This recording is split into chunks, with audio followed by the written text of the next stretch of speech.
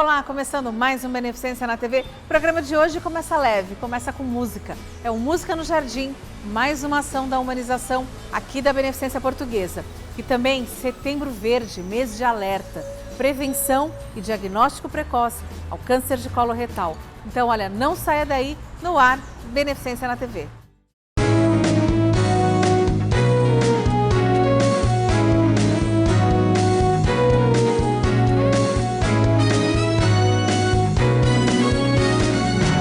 Beneficência na TV. O mais alto que eu puder, só pra te ver, olhar para ti e chamar sua atenção para mim. Eu preciso de ti, Senhor.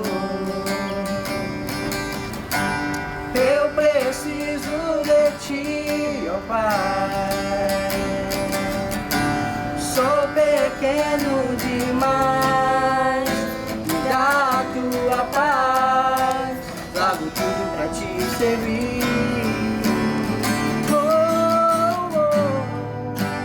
Entrar na minha casa, entrar na minha vida, mexe com minha estrutura, sara todas as feridas, me ensina a ter santidade, quero amar somente a ti, porque o Senhor é meu bem maior, faz um milagre em mim. Chega a hora de conversar com a Paula, nossa coordenadora da humanização aqui, que só inventa, né? Mesmo em época de pandemia, ela dá um jeitinho de colocar as ações da humanização aqui em dia. Dia feliz hoje, diferente, uma serenata na janela. E além disso, esse projeto de música aqui no Jardim, conta um pouquinho pro pessoal do Beneficência na TV. Na verdade a gente fica encontrando formas de poder expressar o nosso amor, nosso carinho pelos pacientes. E a gente sabe que é um momento muito tenso, todos estão muito carentes e a gente fica tentando encontrar alternativas para não deixar de se comunicar com eles. E o Música no Jardim foi uma excelente alternativa. Na verdade é um projeto que a gente tem aí para eles, né, para que eles possam das janelas, eles possam estar assistindo essa música. Então a gente mantém esse distanciamento, mas não deixa de levar a boa música, essa ação que sempre traz um pouco mais de alegria. Tivemos esse dia feliz hoje que para mim foi espetacular. Né? A gente sabe ali das dificuldades que o nosso paciente tem enfrentado. Então levar alegria, né? Fazer esse dia um dia realmente mais feliz, os presenteados somos nós mesmos. O paciente, ele está em tratamento, é aniversário dele, e vocês conseguiram colher 2 depoimentos de familiares. Exatamente, a esposa dele se acidentou e já não estava mais na cidade, né? Foi fazer o tratamento dela, e a gente conseguiu ir buscar esse depoimento da esposa e ele não esperava, foi algo muito especial, que claro, ele queria estar com a esposa no dia do aniversário, né? Mas houveram esses problemas, também da tia com as sobrinhas, então foi um momento muito emocionante. Tivemos aí a ação dos voluntários também, trazendo a música do milionário José Rico, que ele gostava. Então a gente fica muito feliz de poder proporcionar, de levar alegria, de levar amor, né? O propósito é esse mesmo.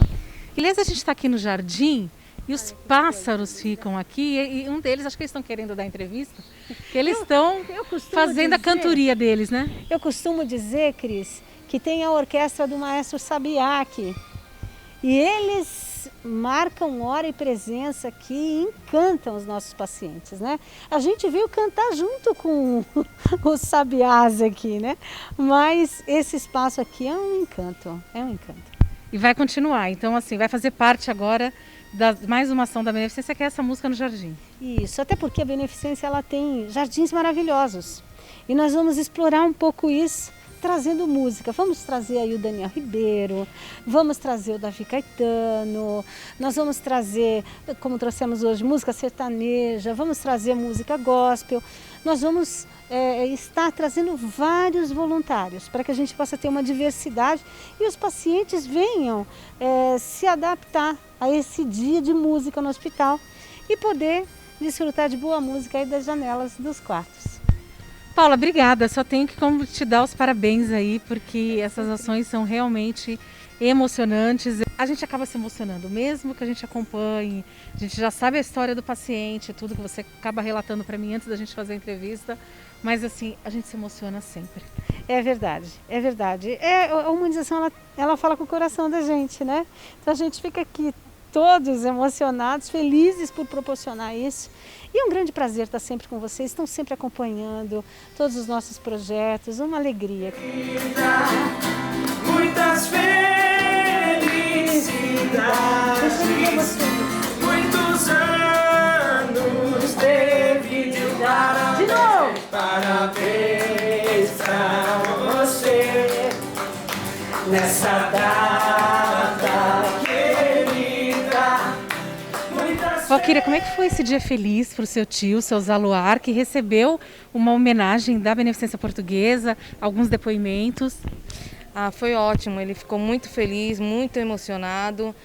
Eu acho que isso daí dá um up assim pro pessoa que está, né, no hospital, está debilitado, né? Ele ficou muito feliz, muito mesmo. E você, o que você achou dessa homenagem da Beneficência? Eu achei ótimo, achei assim, nunca tinha visto uma coisa dessa, né?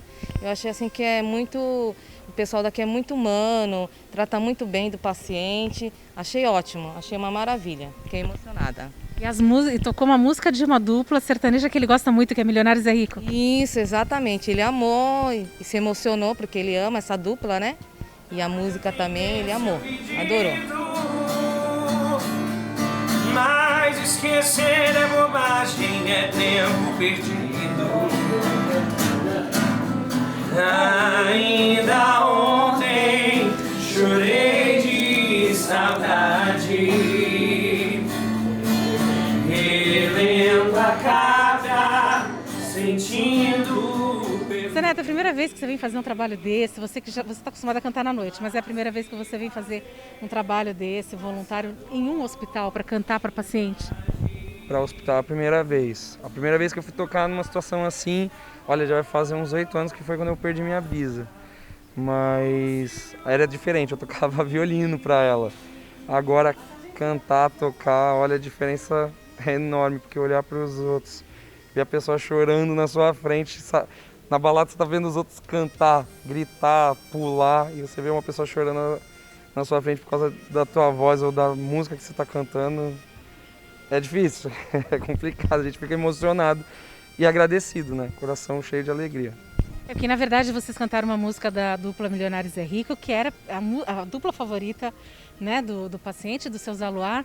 E foi uma serenata. E nessa época de pandemia, tá todo mundo já emocionado, qualquer coisinha já emociona. Eu que já estou acostumada a ver várias ações aqui, todas elas eu acabo me emocionando. Mas quando você falou que você estava cantando, olhando ali para o paciente te olhando e você viu ele se emocionando, o que passa na tua cabeça nessa hora, Zé Neto?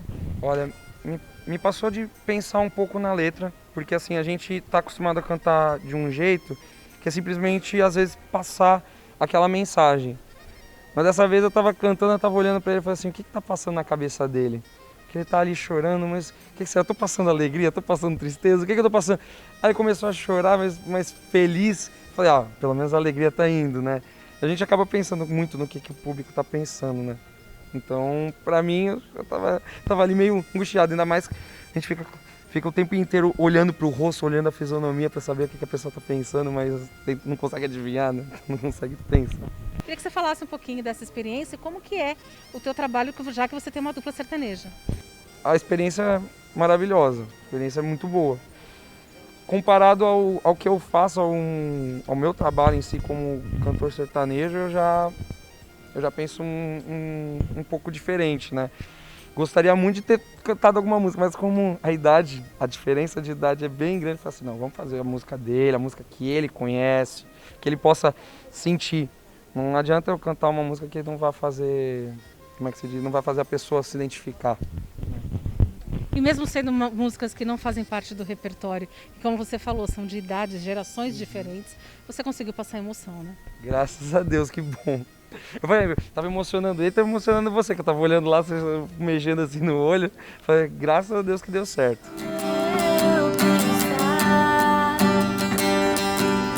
Me levas pelo fogo, curando todo meu ser. Confio em ti.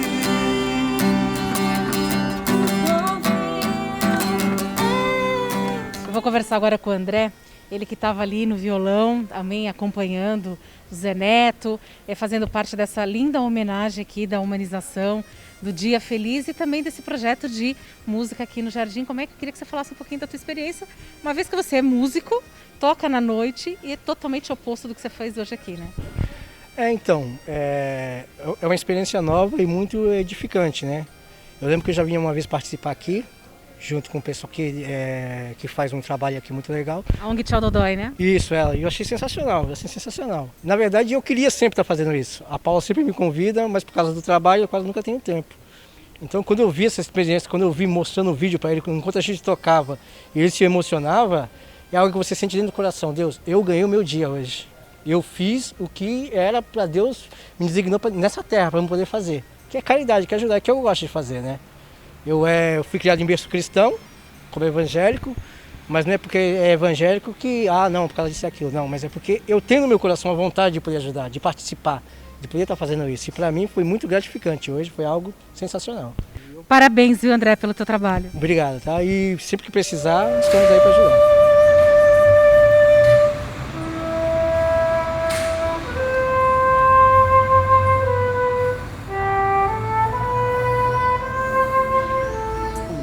Música no Jardim é a mais nova ação da humanização. Um pouco mais que terapia, a música proporciona emoções, seja cantada ou apenas instrumental, como a flauta, de Daniel Ribeiro.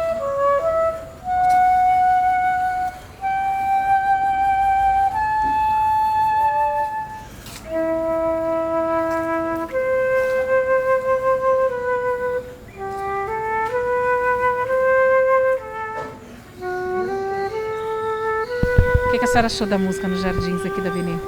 Maravilhoso. É muito gratificante, é muito estimulante, é muito lindo. A música traz paz, né?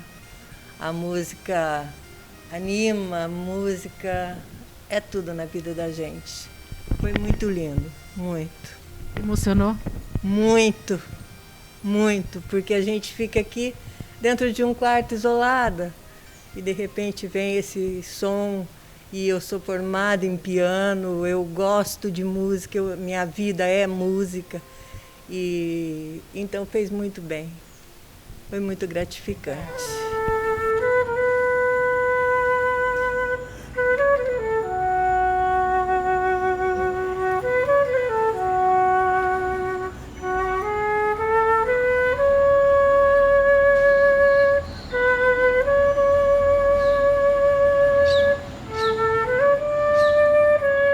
Seu Mauro, como é que foi? Como é que o senhor recebeu essa música, esse flautista hoje aqui?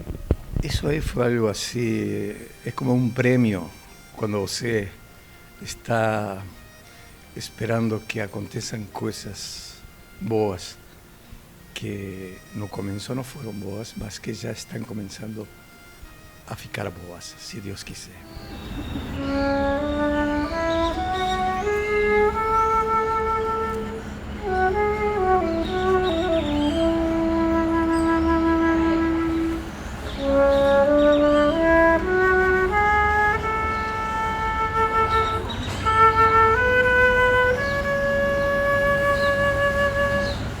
Daniel, vem essa pandemia, uma música um pouco diferente dessa vez, ao invés de você estar indo nos quartos e pelos corredores, aqui pelos jardins da Beneficência. Como é que está sendo essa experiência para você? Bom, está sendo uma experiência nova para mim, mas é tão gratificante quanto se estivesse nos quartos, porque quando os pacientes me veem, né, chegando na janela, já abrem um sorriso no rosto, alguns até lágrimas. Então o sentimento é o mesmo, é maravilhoso e não tem preço. É uma coisa que realmente não tem preço, né? Agora, Daniel, você tocou Carinhoso, Como é Grande Meu Amor pra Você, outras músicas clássicas. Como é que você escolhe as músicas? Você vai de acordo com o teu instinto ou você já se prepara para tocar determinadas músicas? Eu tenho já um certo repertório, né, já preparado, desde que eu comecei a estudar flauta, mas eu não venho pra cá pensando, vou tocar essa música, aquela. Eu venho e deixo as músicas que Deus coloca no coração para tocar os pacientes, eu toco. Então, tem um pouquinho de popular, um pouquinho de clássico, um pouquinho de música gospel também. Então, eu vou no que Deus manda. Como é que é para você ver o olhar, a emoção dos pacientes ali, olhando, prestando atenção em você, né? No meio de uma tarde, de repente eles levantam a janela ou saem as janelas dos outros andares e começam a te acompanhar. É difícil de segurar a emoção, porque quando a gente está tocando, a gente olha nos olhos, eu pelo menos olho nos olhos dos pacientes, né? E eu consigo sentir o que eles estão sentindo. Tanto de dor, com sentimento de tristeza e felicidade quando eles começam a ouvir a música. Então, segurar a emoção para não acabar chorando junto é a parte mais difícil, mas é muito bom. Você é um jovem, né, de 19 anos aí, já tocando flauta, inclusive você foi da Orquestra Sinfônica de São Paulo? Sim, eu tocava na Orquestra Sinfônica Jovem Municipal de São Paulo, que é a orquestra da Escola Municipal de Música de São Paulo. Eu estudei música lá por 7 anos.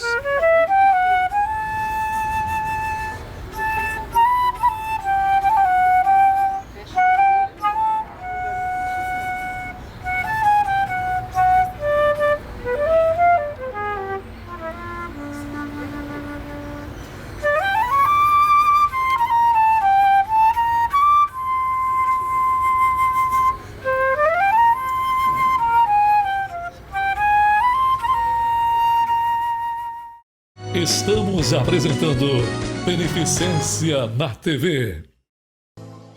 A Sociedade Portuguesa de Beneficência é referência no atendimento médico-hospitalar.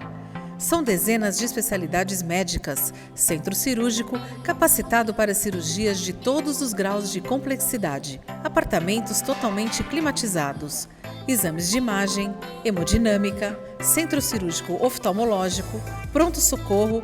A humanização e a excelência no atendimento são as bases de atuação da Sociedade Portuguesa de Beneficência. Voltamos a apresentar Beneficência na TV. De volta com Beneficência na TV e como eu falei lá no início, mês de setembro, Setembro Verde, alerta sobre a prevenção e diagnóstico precoce do câncer de colo retal ou câncer de intestino.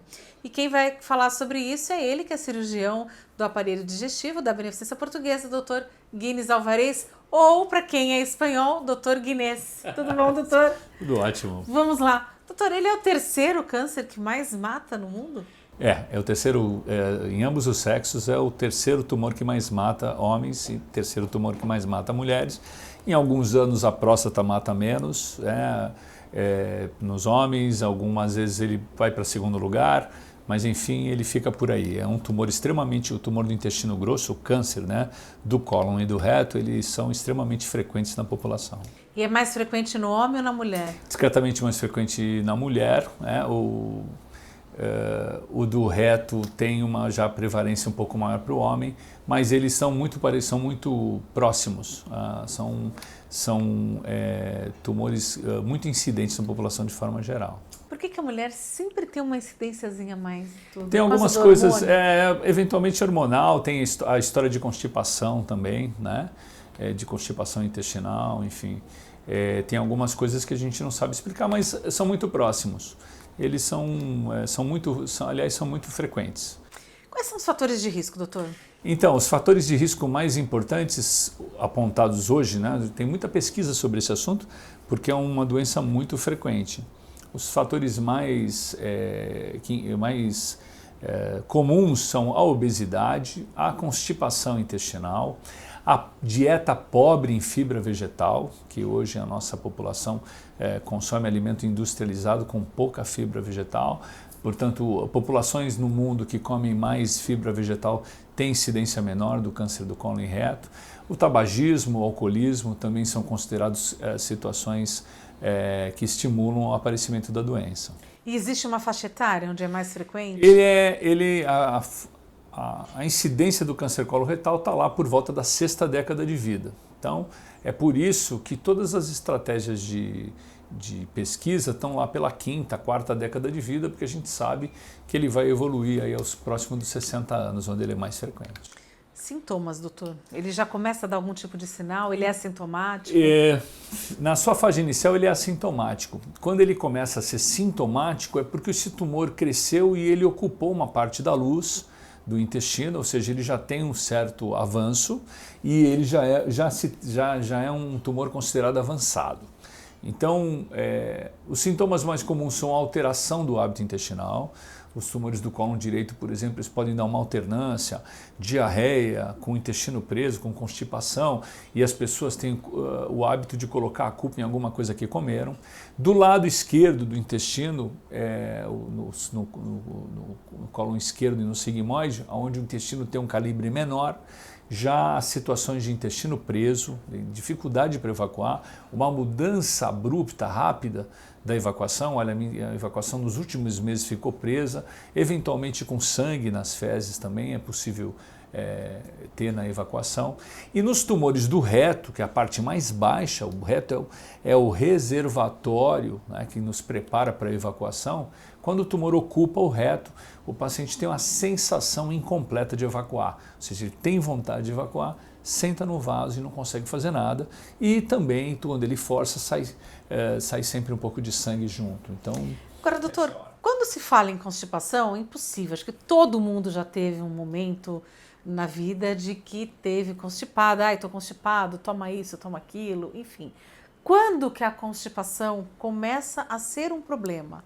Quando é uma periodicidade de uma vez por semana, ou são dias e você tem que tomar remédio toda hora? Como é que é essa periodicidade? A gente diz que a constipação é sempre um problema.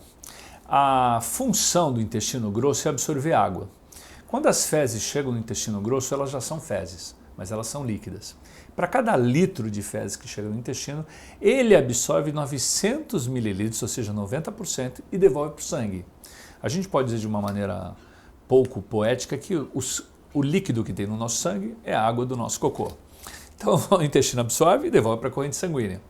Os outros 100 ml, os outros 10% dessa quantidade é que são exonerados na forma de fezes.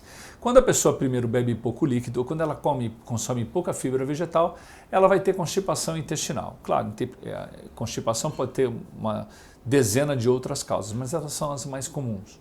E essa constipação, essa evacuação difícil, né? Ela vai gerar hemorroida, ela vai produzir dor, ela vai aumentar a pressão no intestino, provavelmente piorando casos de doença diverticular também, e às vezes deixando o doente na dúvida do sintoma que ele tem. Pergunta sua final, quando é que ela é comum? Qual é o número, né? Uma vez por semana, uma vez por dia?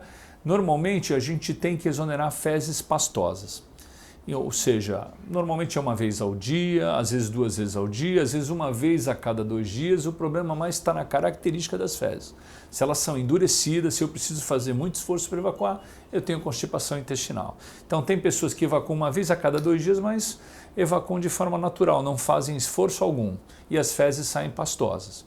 Tem gente que vai 3 vezes ao dia com fezes pastosas. Então, constipação é toda vez que isso sai endurecido, que me obriga a fazer esforço e que eventualmente é doloroso.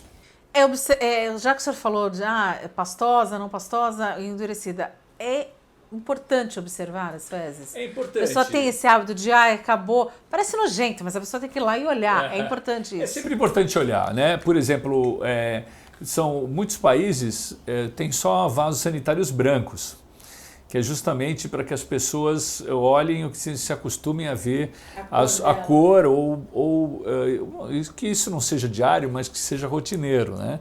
Ou seja, presença de sangue nas fezes, uma constipação que evolui, fezes em fita.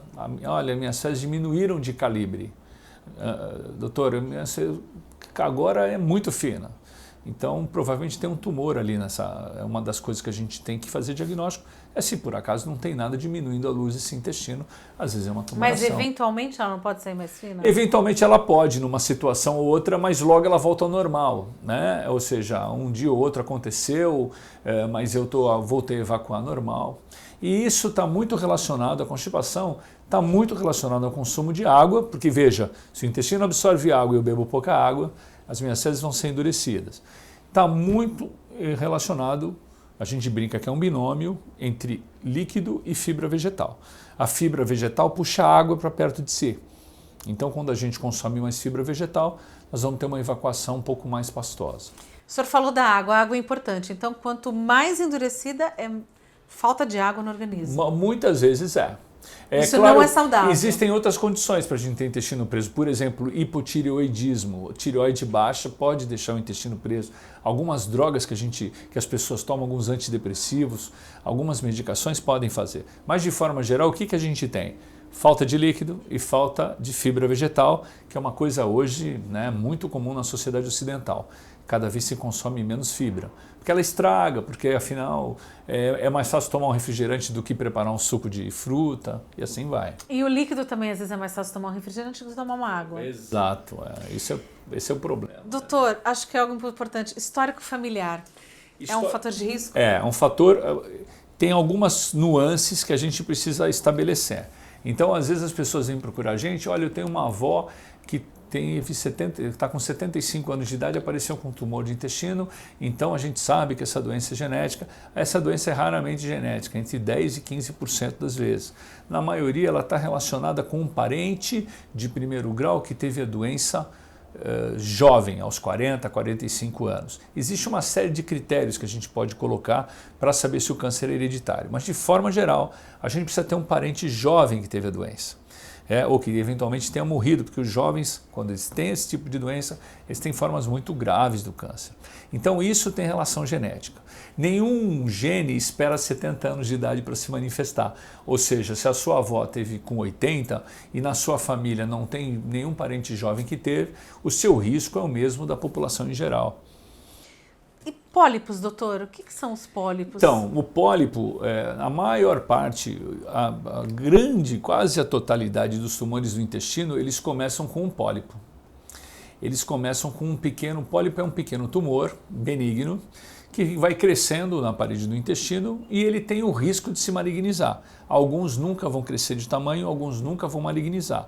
Mas a maior parte dos tumores de intestino que a gente conhece, eles começaram lá atrás, 10 anos antes, com um pequeno pólipo que foi crescendo na luz intestinal e que nunca foi visto por colonoscopia nem retirado. Só para a gente encerrar, que nosso tempo está esgotando. É importante fazer o exame de colonoscopia de quanto tempo? Veja, o exame de colonoscopia a gente deve fazer a cada 5 anos em pessoas que não têm risco, ou seja, que não tem nenhuma doença inflamatória ou que não tem nenhum parente, como eu disse, jovem que teve a doença. Normalmente se começa aos 50 anos, hoje já há uma tendência a começar aos 45, uma vez a cada 5 anos. Normalmente se a gente faz uma colonoscopia a cada 5 anos, nós nunca vamos morrer de um câncer de intestino. Doutor, muito obrigada pela sua participação aqui para a gente estar falando disso. Eu fico por aqui, espero você na próxima semana. E se você quiser rever essa e outras matérias, endereço das nossas redes sociais está aparecendo no seu vídeo. Eu fico aqui, na próxima semana te espero para mais um Beneficência na TV. Até lá!